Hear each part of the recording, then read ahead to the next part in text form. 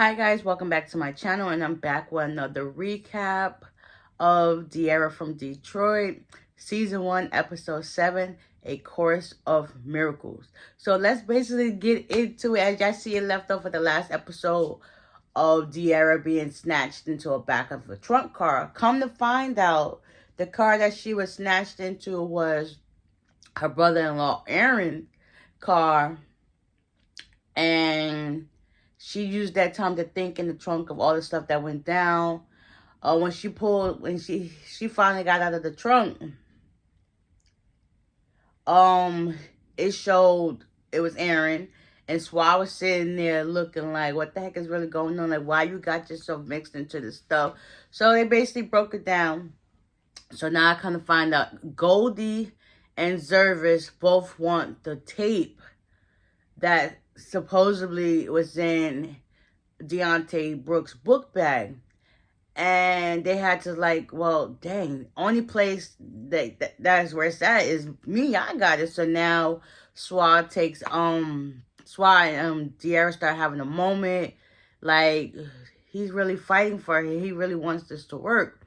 I'm thinking maybe she jumped to conclusions too fast, and she wasn't trying to sit around to like figure out how things played out, and that's just her problem. She's very impulsive, so she doesn't know what patient really means, even though she's a teacher, but still she don't really get the gist of what it really means in a relationship. I guess that's what it seems like.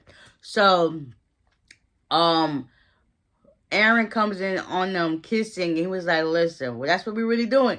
That's what we're really doing. So eventually, you know, S1XE ends up taking Diarra back home in the midst of a blizzard. Like, what? Basically, the whole Detroit was getting shut down. Everybody's at our house. We got Aja's date. We got T, Moni's husband, and later on, by this time, S1XE and Diarra gets home. And they all like, where the hell you been? All this other stuff. This is like, what? Hold up. Y'all gonna listen to me. Let me tell you what's really going on. Next, you know, Danger pops up with a pot of chili, which is cool. I guess he was just thinking that it was just going to be him and her together. And I kind of figured, like, he was, like, easily assisted with her and her situation that she had going on. Because maybe he was doing that just to see if she can, like, really, like, stop pursuing this Deontay Brooks case. Like, he was trying to butter her up so he can basically take her out. And now looking back at it after watching this episode, it all makes sense. Like, he was slapping his ducks in a row. So, come to find out, Diarra, with the help of everybody, they figured out she had everything. Come to find out, it was the Mary J. Blige's tape that was in his book bag. Well, all the other stuff that they had. Meanwhile, by this time, Danger's sitting on the couch. He's on his phone texting or whatever. So, they figured it out. There was that we need a tape player to listen to what's really on the tape. So, at this time, Moni's husband, Roman, comes in. It's like, I got one done at the shop. Because now, at this time, the Woodward boys are trying to take over the whole shop. And Roman's thinking about just letting them have it and he just go on about his business. Like, it is what it is. Because the Woodward boys is handled by Ms. V, which is Velvet, the lady that Danger be meeting up with secretly. Because he was once part of the Woodward boys, so he would know in-depth information about what's really going on in Detroit. So, after that, you know, Roman has to go down to the shop to get the tape. Meanwhile, everybody just sitting around talking about what's really going on. I think at one point, Roman eventually does come back with the tape player. Diarra listens to the tape. Next thing you know, she was like, this ain't the same tape. This is Jodeci. Come to find out, somebody done switched the tape. And the only people that they suspected to do that was Roman and S1XE.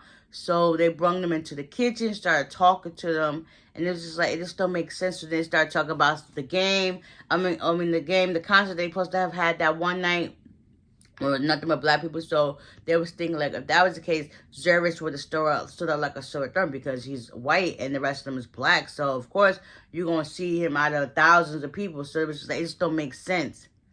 So eventually I think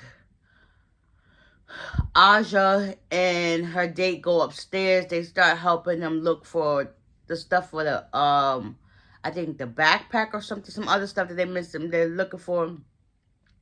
And they end up having a moment. Next, you know, one thing led to another. And baby, Magic City, no more celibacy there on her account. So that was like, okay. By this time, everybody done split up because the power done cut off. And Danger sitting on the couch on his phone. SWA asked Diarra was he coming with her, because I guess around this time they figured out what was really going down, and she was like no. So it was at this point it was her and Danger in the kitchen. I think T went home, the rest of them went home, and she was like, so she was putting two together. She was like, so why would you do this, like? And basically, he was telling her, like, I did it for your own good. I was generally trying to protect you because now you didn't got yourself conscious something you ain't need to be caught into. And come to find out, Deontay Brooks was dead. So they do a backstory about how it all went down. So Spider, which explains the Spider tattoo, is actually one person, and that's part of the Woodward Boys. So Miss Velvet put a hit out on Deontay Brooks Sr., and but I'm not knowing that Junior is a junior, they took his kid instead.